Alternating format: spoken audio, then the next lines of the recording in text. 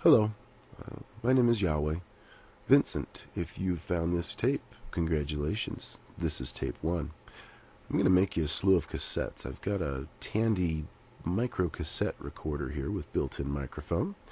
Got a slew of cassette tapes in Baghdad when I was there last week, and I'm going to record some things, and when I have a few tapes put together, I'm going to send them your way and see if you'll post them on YouTube for me. For those of you who do not know me, I'm going to introduce myself really quick. For those of you that do, go get a snack or a refreshing beverage and come back in a couple of minutes. My name is Yahweh. I am oftentimes referred to as Yahweh of the Anunnaki. I am not from Nibiru. I'm from a planet near the center of our galaxy, your galaxy, called Ibanya. Very different gravitational field and magnetic field on my planet, which translates into my aging much slower out here on the edge of the galaxy, where gravity and other physical forces are very different than they are where I'm from, so to speak. I have been on your planet now for about 3,500 years. When I got here, I went to the island of what is now referred to as Crete, and what you would call the Minoan civilization. About 5 years after I got here, that whole island was wiped out by a series of natural disasters. It wasn't just one thing. After that, I went to live in the Holy Land and spent most of my time here on this planet in what you now refer to as the Middle East. Over the last 3,500 years, as you can imagine, the landscape has changed, the people have changed, cultures, have changed. I guess the thing I was going for there was the cultural ramifications of how kind of society blends with government. That cultural interaction has changed very dramatically in this area over the last about 1,000 years. In Earth years, I guess I would be about 117,000 Earth years old. That may sound completely unbelievable to many of you that are listening. Don't know how to explain it other than to say that I age very slowly on your planet. I was sent here by the 7th Emperor of Nibiru. The 7th Emperor of Nibiru was a classmate of mine at university. We were in a group of students. There were 10 of us all together. And we were taught by a professor she was a very unusual being. She was not empathic. She was not telepathic, but with the exception of my good friend Yajweh, she was the most intuitive being I've ever met. Someone who could find the facts through the maze of data in a relatively efficient manner. And our class was on what you would call, or what we've called, I don't know if you call them this now or not, the unknowables. Things like God myths, creation myths, things that deal with abstract numbers in mathematics, the concept of infinity, for instance, or the concept of pi. And it was very interesting that we were all together in this class for the simple fact that each one of us, on an individual basis, we were, I would say, nothing special. But the 10 of us together were 10 of the most brilliant minds in the galaxy at the time. That may sound arrogant for me to say something like that, but those of you who know me well know that I do not speak out of arrogance or humility.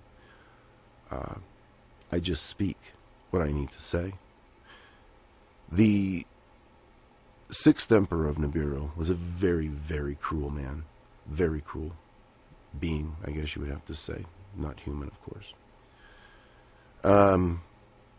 Worse, I would venture, than any of your tyrannical leaders here on Earth, simply because the technology that was at his disposal to do with as he so chose was very advanced, dangerous technology when put in the hands of what I would consider a madman, an insane person. The seventh emperor of Nibiru took over after the sixth passed, and he immediately wanted to change the paradigm within the galaxy about how the Anunnaki were viewed. A very powerful, very ancient species, but above all, I would consider their dominant trait within their culture to be one of pride.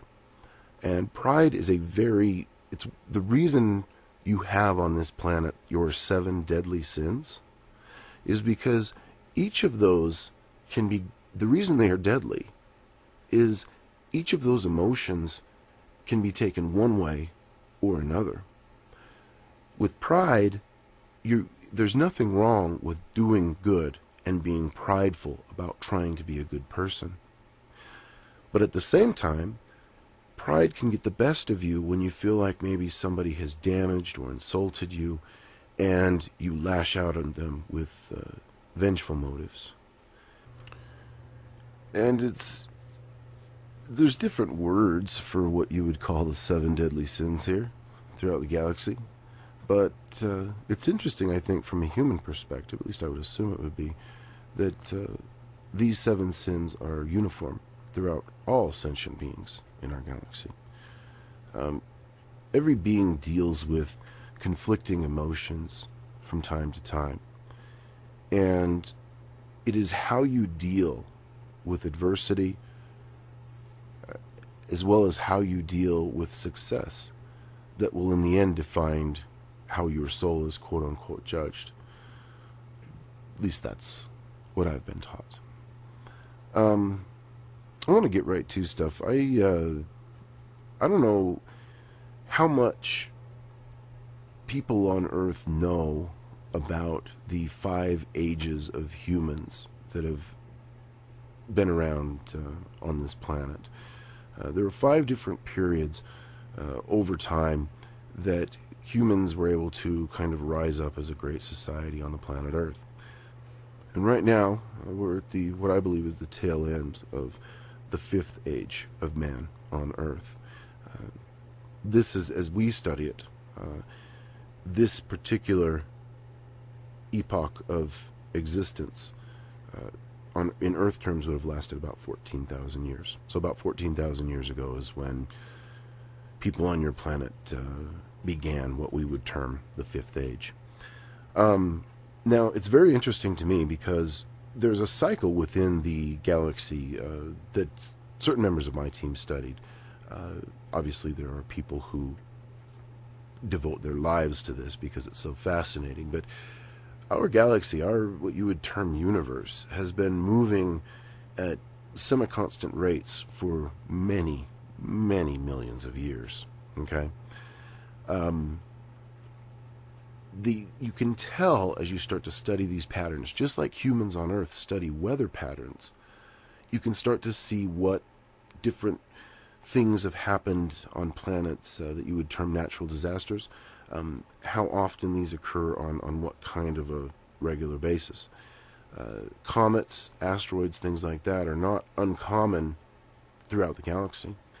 And here on Earth, your scientists have actually done a very good job with the technology that's available to them. They are some brilliant, brilliant humans in trying to track what you would call near-Earth objects, or objects like comets that may pass from time to time within the orbit of your planet. On December 21st, 2012, I know it's a big date for your species, and it's a big date for a very important reason. There's about once every 3,600 years, there's a certain alignment that takes place, within the galaxy. I'm going to grab my cup of coffee. Okay.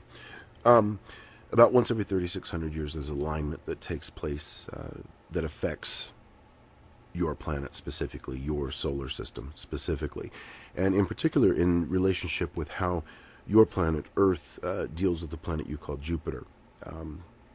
There's quite a bit of the actual physics that I can honestly say I don't really understand. I've never really ventured into the realm of trying to understand dark matter, is what you guys refer to it now, I believe, here. And the reason is simple. I am very much interested in living beings and culture. I refer to myself in discussions and introductions as an interstellar anthropologist. I get a lot of comments about that. I do have what you would call a doctorate in the field from university on the Bureau, and I have been studying your planet since I was quite young.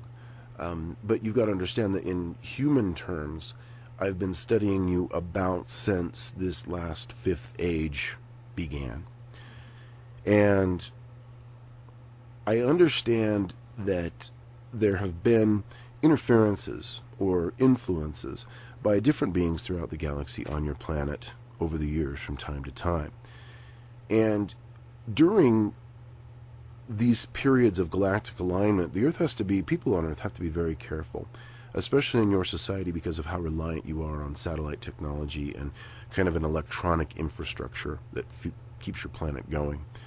Because there are going to be a lot of probably increased solar activity and strange things happening with your magnetic field during the next 2-3 years.